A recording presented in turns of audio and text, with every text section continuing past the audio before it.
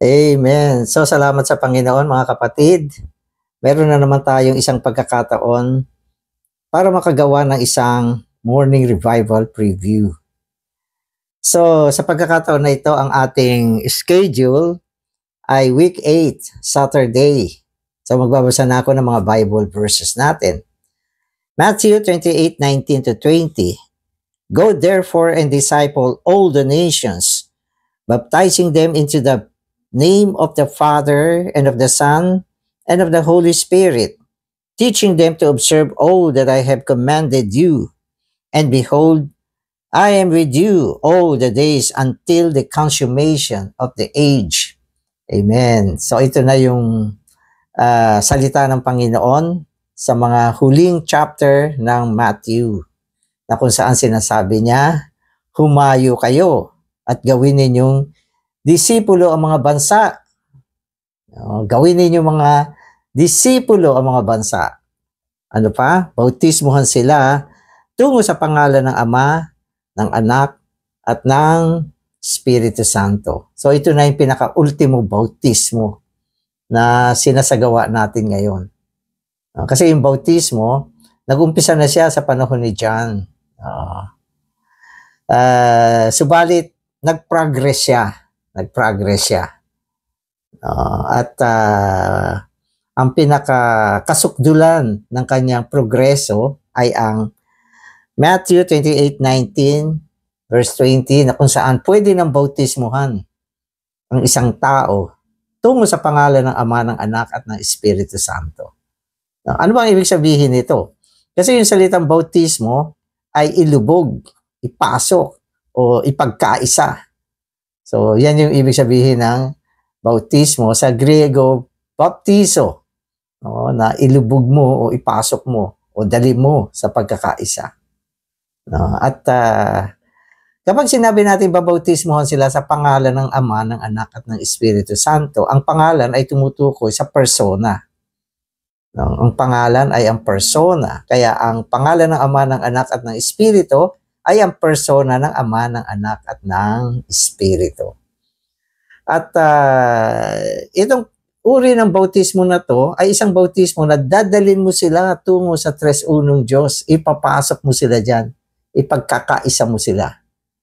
At ito ay pwede nang gawin nung binanggit ng Panginoon ito kasi natapos na niya ng kumpleto yung kanyang proseso. Dati hindi pwede yan.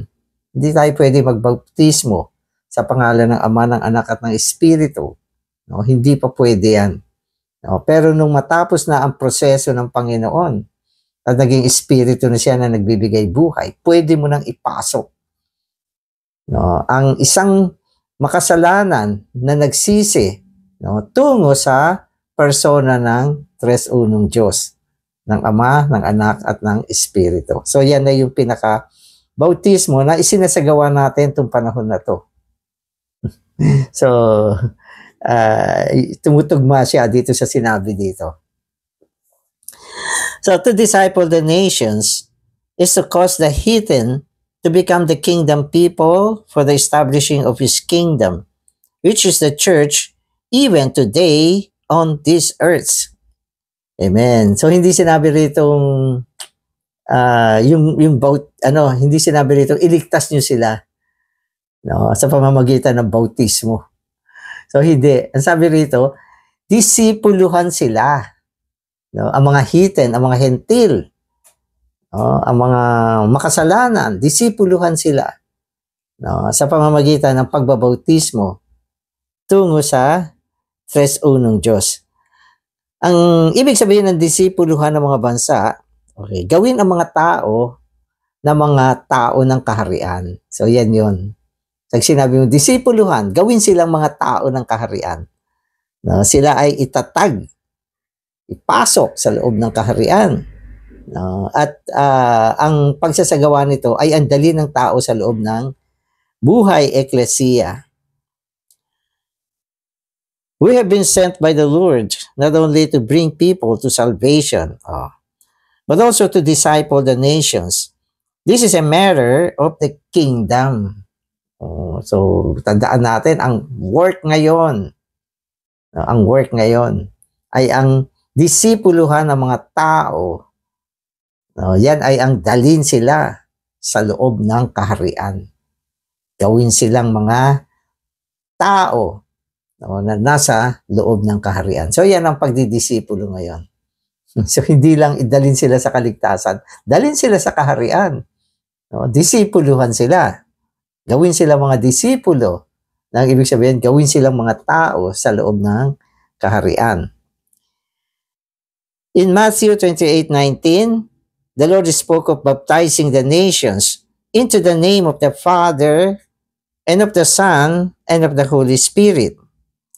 Baptism brings the repentant people out of their old states into a new one by terminating their old life and germinating them with the new life of Christ, that they may become the kingdom people.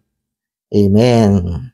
So, yung pagbabautismo, tungo sa pangalan ng Ama, ng Anak, at ng Espiritu, no, ang ibig sabihin nito, sa pamamagitan ng bautismo, bigyan ng katapusan yung kanilang lumang buhay. Tapusin na yan sa pamamagitan ng bautismo. Kasi ang tao, dahil sa kanyang pagkatisod, siya ay naging luma. Ang kanyang buhay ay isang lumang buhay. Yun. Kaya yung lumang buhay, hindi na nire-repair yan. Hindi na yan, yung dinodoktor. Wala na. Luma na yan eh. Ang isang lumang buhay ay tineterminate. Dinadala sa katapusan, tinatapos, dinadala sa kamatayan. Upang sa pamamagitan ng termination ng lumang buhay, magkaroon ng germination ng isang bagong buhay. At syempre, yung bagong buhay, yan ay ang buhay ni Kristo, ang walang hanggang buhay ng Diyos, na papasibulin mo, germinate mo. Yung luma, terminate. No? At pagkatapos niyan, germinate, isang bagong buhay. Kaya yung mga nababautismuhan, pwede na silang lumakad sa isang bagong buhay. Kasi bago na yung buhay nila pagkatapos ng bautismo Lahat ng mga lumang bagay, na-terminate na. Ang isang tao, pagkatapos na siya ay mabautismuhan sa pangalan ng Ama, ng Anak, at ng Espiritu, kailangan ituring natin siya na isang bagong tao. Na ngayon, meron ka ng bagong buhay at dapat lumakad ka na sa isang kabaguhan ng buhay. At ito ay ang buhay sa loob ng kaharian. Amen. John the Baptist, recommending ministry, began with the preliminary baptism, a baptism by water only. So yan yung kaibahan ng bautismo ni John at sa bautismo na inintroduce ng Panginoon. Noong nagsimula ang ministeryo ni John, kasi ang bagong tipan, nag-umpisa kay John the Baptist. Sabi niya, repent, for the kingdom of the heavens has drawn near. Sabi niya. Tapos yung mga nag-repent, binabaptize niya sa ilog ng Jordan. Pero yung bautismo na yon ay bautismo lang ng tubig. Bautismo lang yun ng tubig. So hindi pa binabautismuhan ang mga tao tungo sa tres unong Diyos. Wala pa. Hindi pa pwede. Kasi ang Panginoon hindi pa dumaan sa proseso. Hindi mo pa pwede gawin yan. So hindi pa yung panahon na yan. So nagsimula ang bautismo sa bautismo ng tubig noong panahon ni John the Baptist. Amen. Okay, so now after the heavenly King accomplished his ministry on earth, had passed through the process of death and resurrection, and became the life-giving Spirit, he charged his disciples to baptize the discipled people into the triune God. Amen. So, iba na yung sitwasyon. Pagkatapos na ang Panginoon ay dumaan sa proseso ng kamatayan, at sa ikatlong araw na buhay muli siya. At sabi ng Biblia, sa kanyang pagkabuhay na muli, siya ay naging espiritong nagbibigay buhay. Espiritu na. So itong espiritong nagbibigay buhay ay naipaloob na doon yung Tres Unong Diyos. Siya yung kasukdulan ng Triune God, Tres Unong Diyos.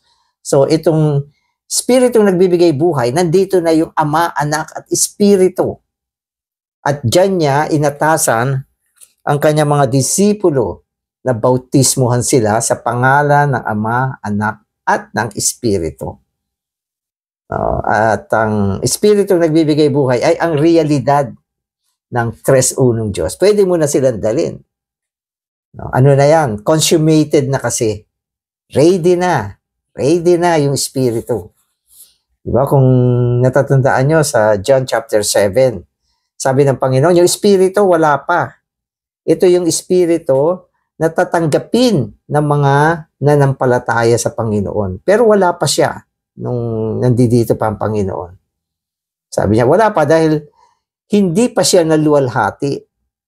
No? Ang ibig sabihin ng naluwalhati, nabuhay na muli. No? Pero nung siya ay namatay na buhay na muli, yung Espiritu, naibunga na. Naibunga na siya. Kaya sa 1 Corinthians 15:45, sabi diyan, the last Adam became the life-giving Spirit. Diba? From the word became, dati wala. Di ba yung linaw niya pag sinabi mong became, naging. Mula sa wala, naging. Mula sa hindi, naging. Ibig sabihin, isang proseso na naisagawa sa pamamagitan ng kanyang pagkabuhay na muli. Kaya, pwede na. Amen. Pwede na. Di ba? Not long after the Lord charged the disciples with this baptism, He baptized them and the entire church in the Holy Spirit. The Jewish part on the day of Pentecost, and the Gentile part in the house of Cornelius. O ito. Ito, isang uri din ng bautismo to. Kaya ang bautismo, mga kapatid, kailangan makilatis natin. Ano ba itong bautismong ito? Yung unang bautismo rin, pero bautismo ni John, tubig. No? Pagkatapos noon, nung naproseso ng Panginoon, na kumpleto na yung kanyang proseso, sabi niya, bautismuhan niyo sila sa pangalan ng Ama, ng Anak, at ng Espiritu. So ito naman yung bautismo na isinasagawa sa panahon natin ngayon. Pagkatapos naman ng palataya ang isang tao, nagsisi, binabautismuhan natin sila sa pangalan ng Ama, ng Anak, at ng Espiritu.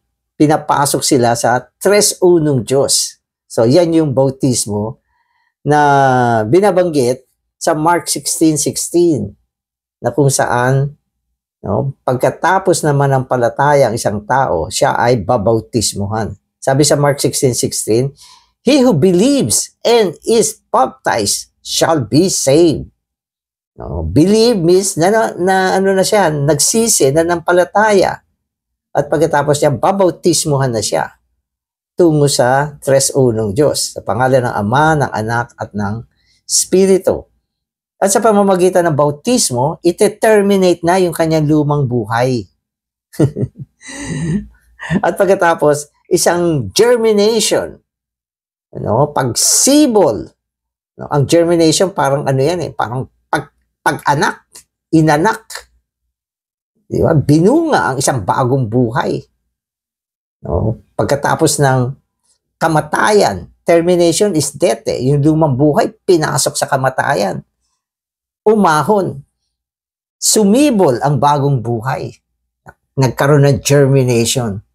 At siya ay naipasok sa kaharian. Exactly kung ano sinabi ng Panginoon sa John 3. Ang tao ay kailangan isilang ng tubig at ng Espiritu para siya ay makapasok sa kaharian. Ang linaw. Diba? Pero meron pang nangyaring additional. So ito binabanggit. So sabi naman dito,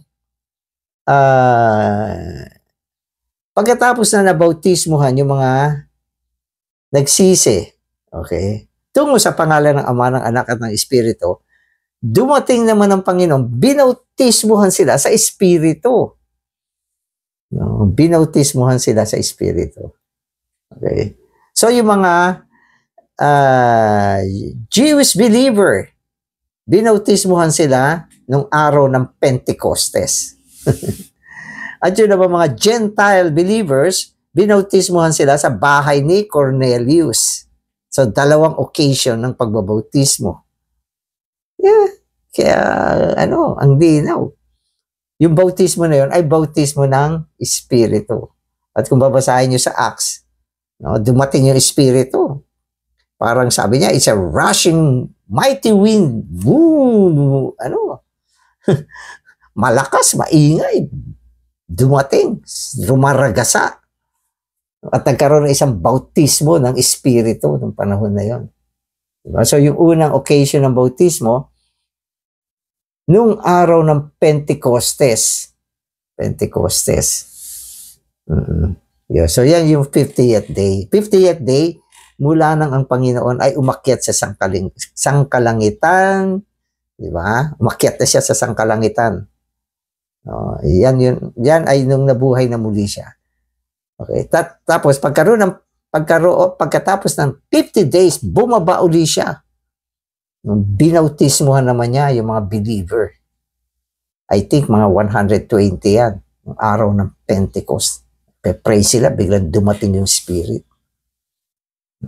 At yung bautismo dyan ay tinuturing na yung Espiritu ay came upon them. Parang binihisan sila ng Espiritu. At itong bautismo sa Espiritu na ito ay for power. Power yan eh. At yung isang occasion naman ay yung mga Gentile believer naman doon sa bahay ni Cornelius. Bakit merong Jew, merong Gentile? Kasi ang tao sa panahon ng bagong tipan ay hinahati lang sa dalawang uri. Hentil at Hudyo. Yan lang sa mata ng Diyos ang tao. Wala nang iba. Ang mga Hudyo ay ang mga tao sa lumang tipan na pinili niya nagmula kay Abraham. So yan ang mga Hudyo. Ang Hentil naman, yung mga hindi Hudyo. Hudyo ka ba? Hindi naman. Kung hindi ka Hudyo, Hentil ka. So, gano'n. So, dalawang klase lang. So, dalawang pagbabautismo, pero parehong bautismo yan. Bautismo ng Espiritu. At ito ay, itong bautismo kasi ng Espiritu, once and for all na to. Yung mga believer, okay, tuwing nananampalataya, nababaptize. No, pero yung binautismohan naman dito, pwede natin sabihin, ito yung church na, yung buong church. No, sa pamamagitan ng bautismo ng isang Espiritu, pinagkaisa niya itong Jewish believer at saka Gentile believer sa loob ng isang katawan. Kasi yung bautismo, okay, ay pagsasanib yan eh. Sa pamamagitan ng Espiritu, pinagsanib niya. No, at binuo niya ang isang katawan na tinatawag na bagong tao. So, yan ang history ng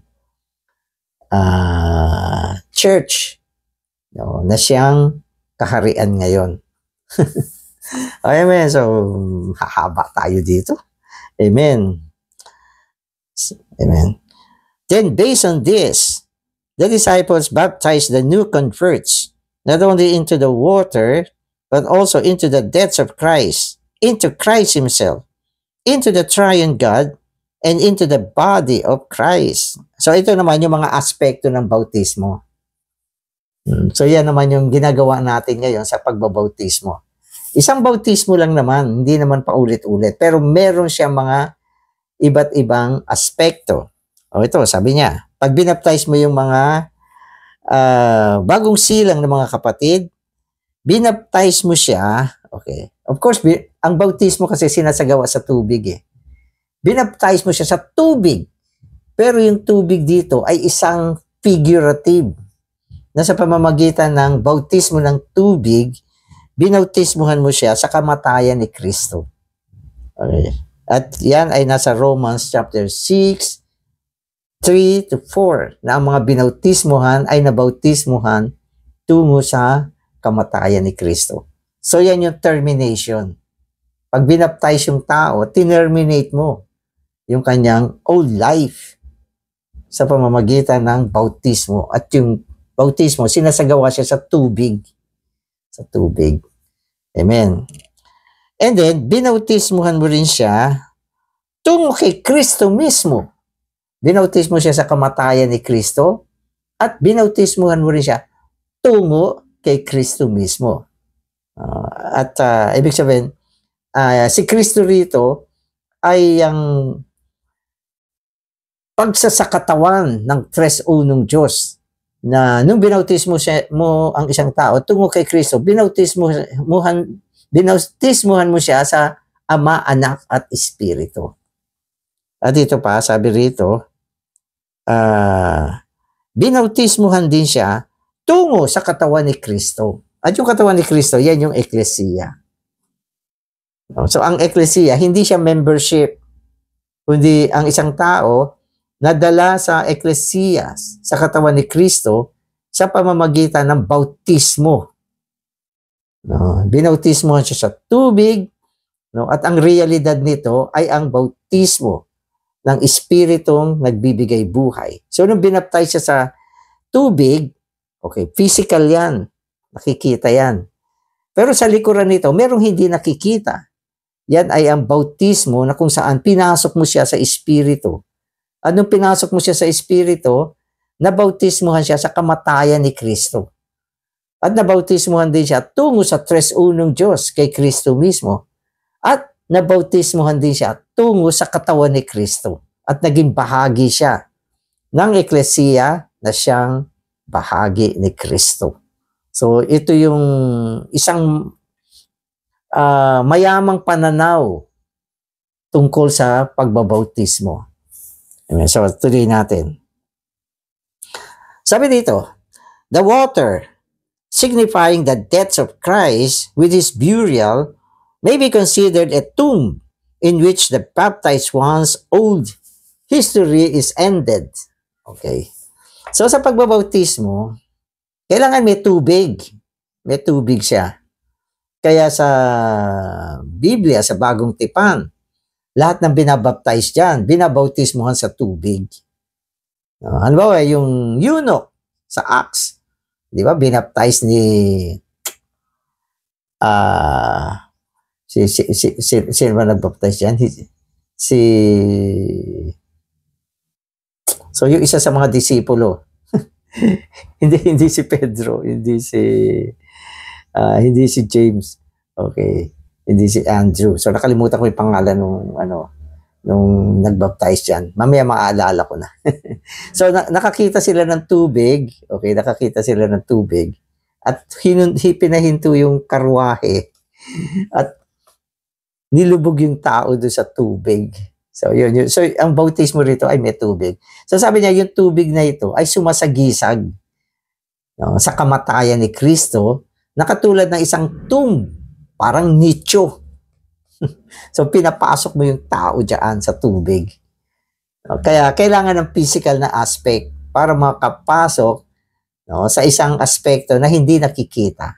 So yung tubig, yun yung visible aspect ng bautismo.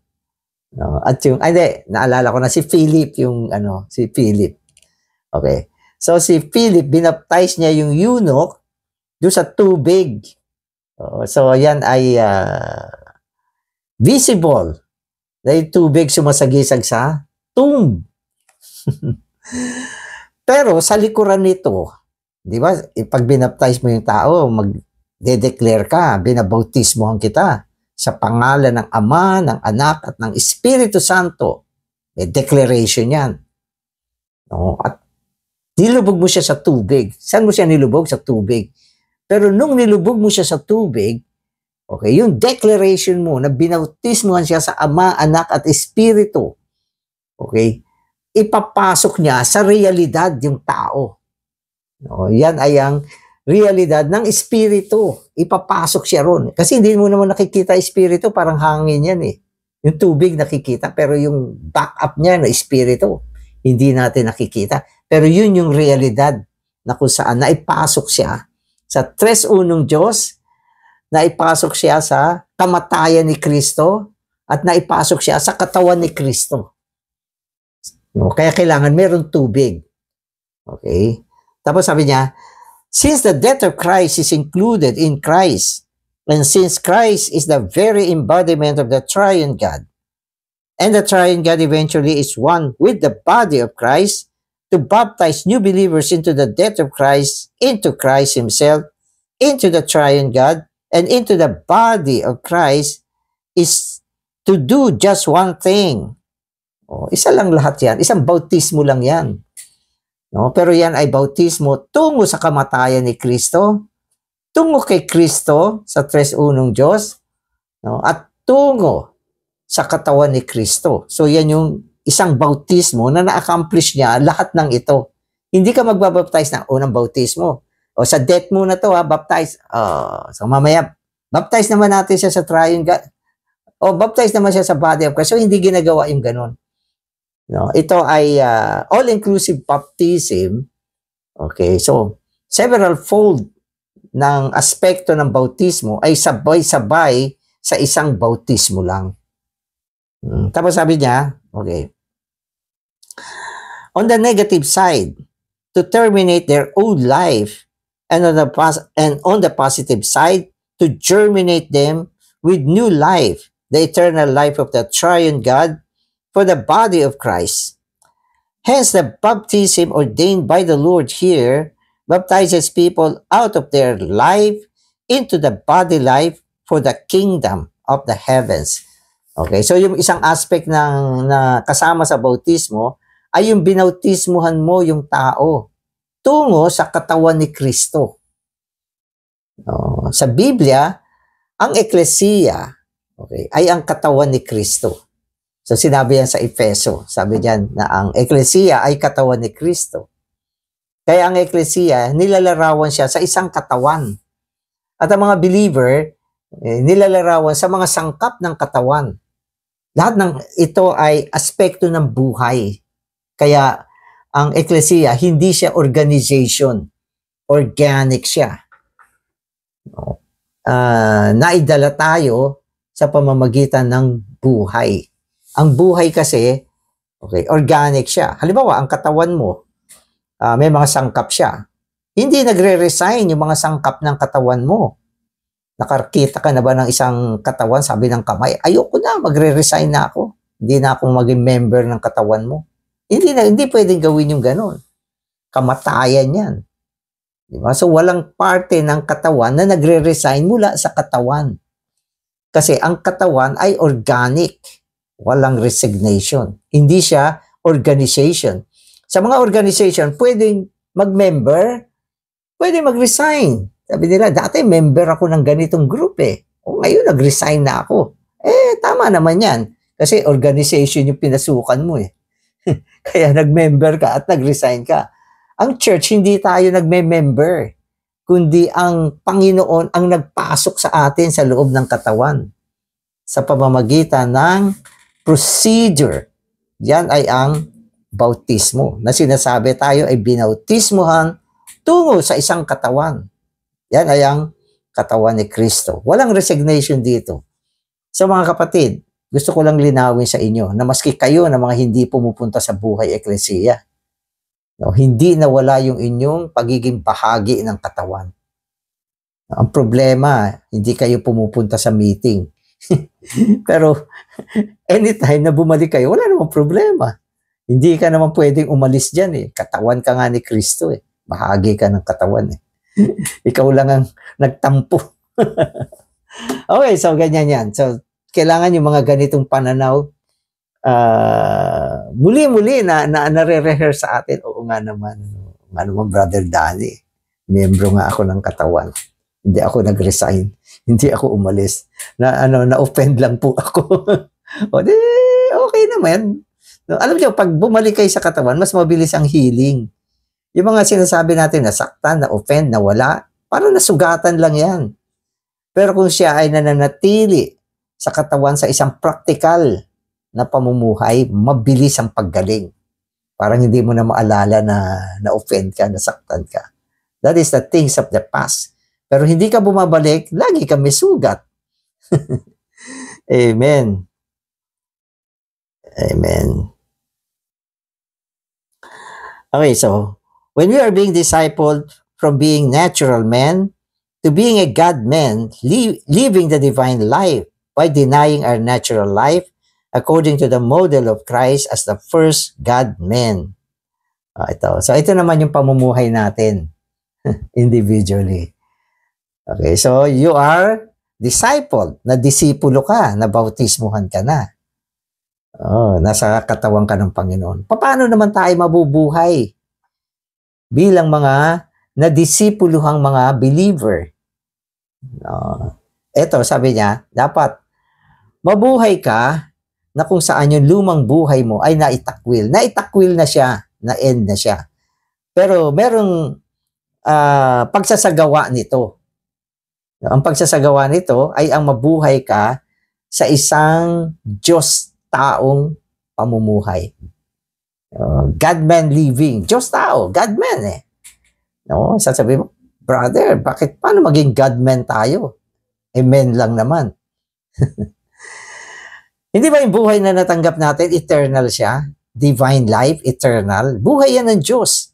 Kaya tayo ay nagkaroon ng kalikasan ng Diyos. Sa kalikasan, sa buhay, ay Diyos naman ang meron tayo. At yung buhay ng Diyos, ibubuhay mo sa buhay mo bilang isang tao. So yun yung tinatawag nating God-man living. Are you a man? Yes, I am a man.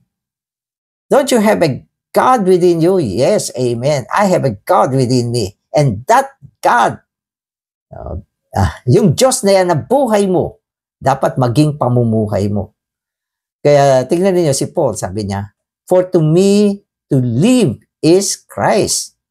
Di ba? Philippians 1:21, sabi niya, for to me to live is Christ. Sa akin, ang mabuhay ay si Kristo. Di ba? Si Kristo, tao, Diyos. Na pumasok sa loob natin, dinala niya ang buhay ng Diyos. Kaya sabi ni Paul, ang mabuhay sa kanya ay si Kristo. Ang ibinubuhay niya ay si Kristo. Isang buhay ng Diyos na naibubuhay niya sa kanyang pantaong buhay. Yan ang pinakamataas na pamumuhay.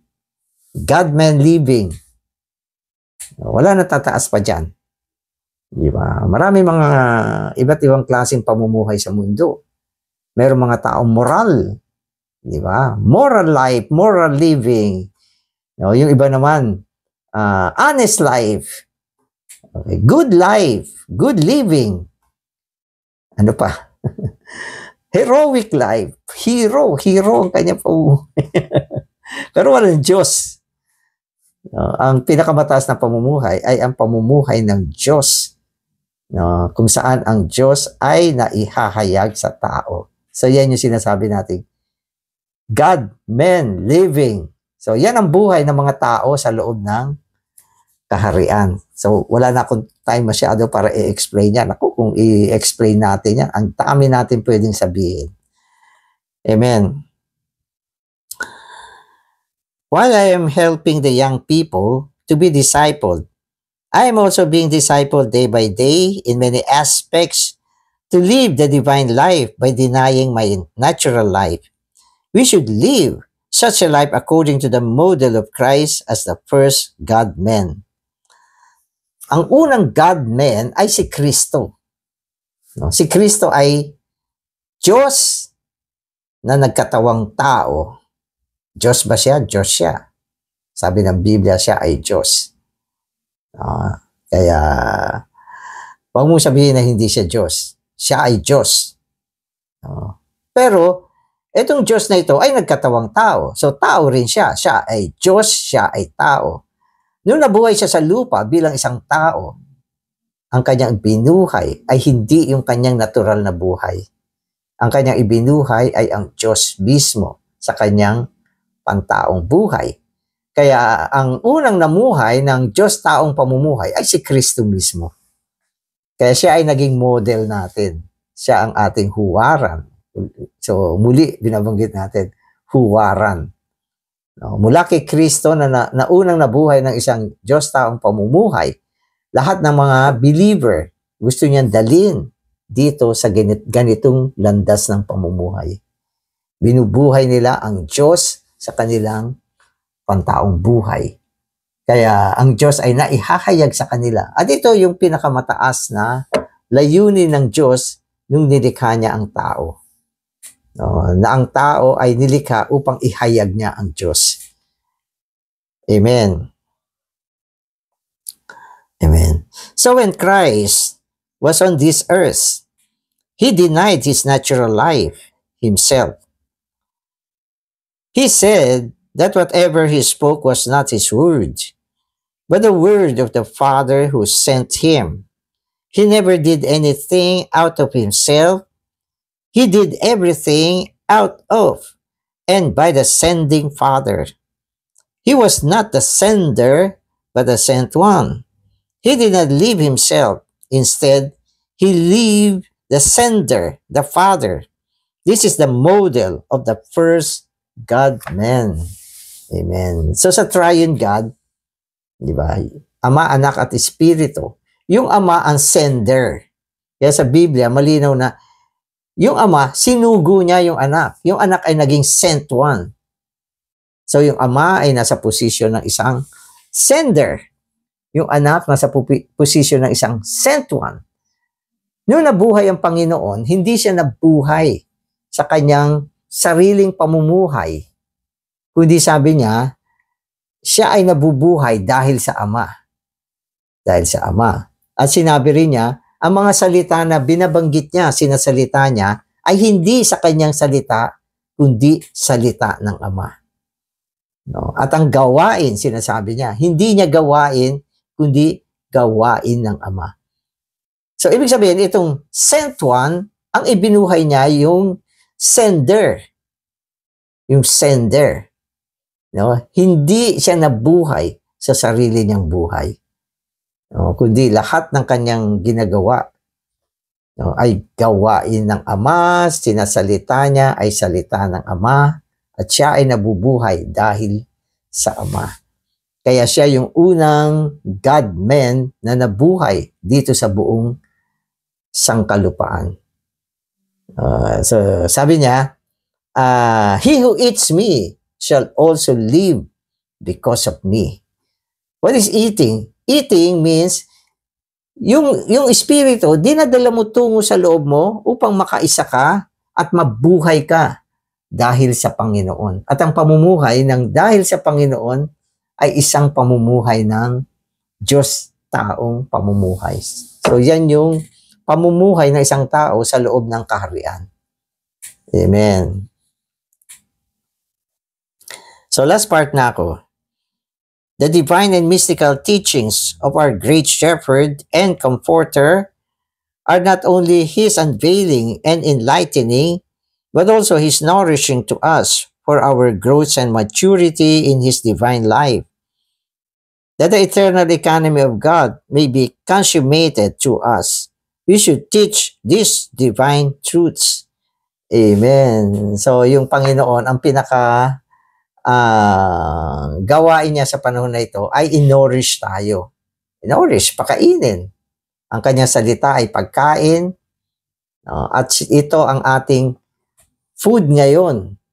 No? Upang sa pamamagitan ng pagkain, no, sa salita ng Panginoon, tayo ay maging katulad ng Panginoon sa buhay at kalikasan, makapamuhay ng isang Diyos taong pamumuhay. So ito, inuulit natin, ito ang pamumuhay ng mga tao sa loob ng kaharian ngayon. Amen. So salamat Panginoon sa mga mayayamang pagsasalita mo at mga pagpapaliwanag. Panginoon, na kaming mga mananampalataya ay nabautismuhan na tungo sa tres unong Diyos, kung saan ang aming lumang buhay ay natapos na rin. At salamat din sa pamamagitan nito. Kami ay nagbangon, nakaisa ka. Nagbangon kami taglay ang isang bagong buhay. Ito ay ang walang hanggang buhay ng Diyos. Upang sa pamamagitan ng buhay na ito, makapamuhay kami sa isang Diyos taong pamumuhay. Amen. Amen.